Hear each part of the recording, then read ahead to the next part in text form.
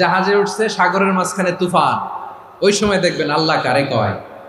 এই কথা তো আপনাদেরকে বোঝানো সহজ, আপনারা তো নদীর দেশের মানুষ। লঞ্চে চড়েন নাই কারা কারা দেখি? লঞ্চে চড়ছেন? হ্যাঁ, লঞ্চে চড়ে নাই এরকম একজনও নাই এখানে। আচ্ছা, লঞ্চে উঠছেন কে কে দেখি?